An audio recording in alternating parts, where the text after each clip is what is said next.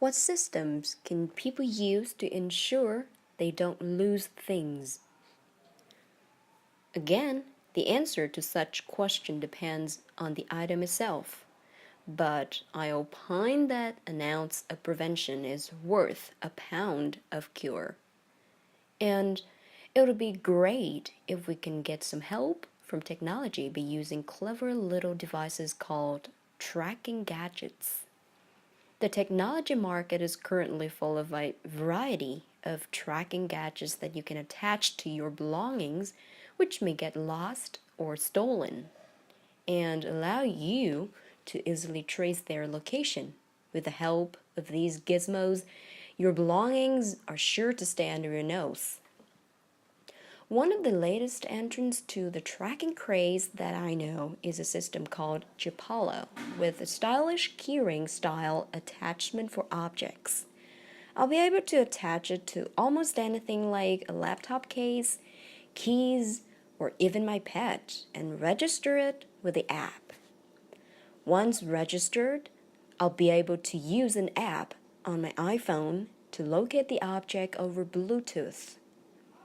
The app will allow me to make the tracker with certain unique functionalities like a built-in flashlight and a temperature sensor emit a noise to help me locate it.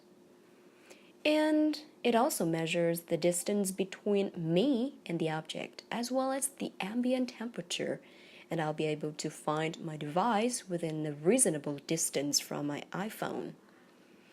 Another tool I use is to have a designated space or location for everything.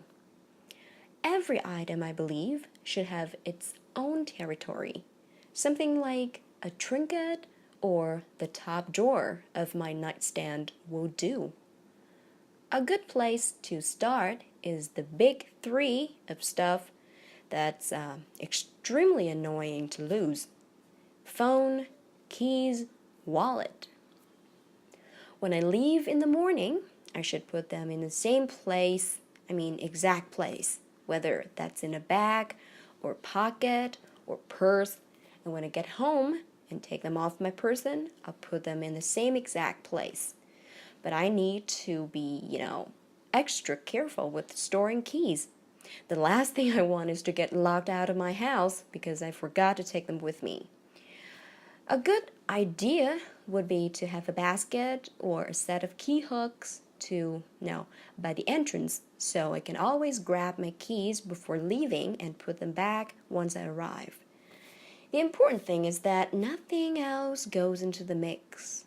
Only those items, because I believe the more populated an area gets, the greater chances of losing stuff. After I can find the right home for each item, I'll train myself so it becomes my second nature to put them in their proper places.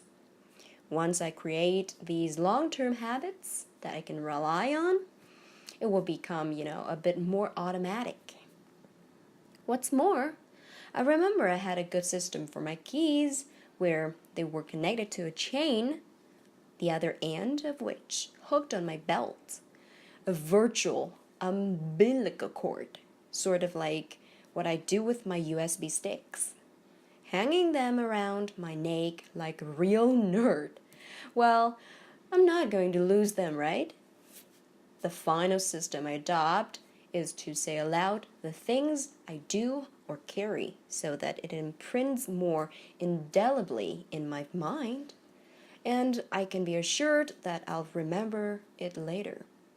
So, for example, at night, before I leave the classroom, I say aloud, computer off, drawer locked up, phones and books in my bag, door closed, as I do it.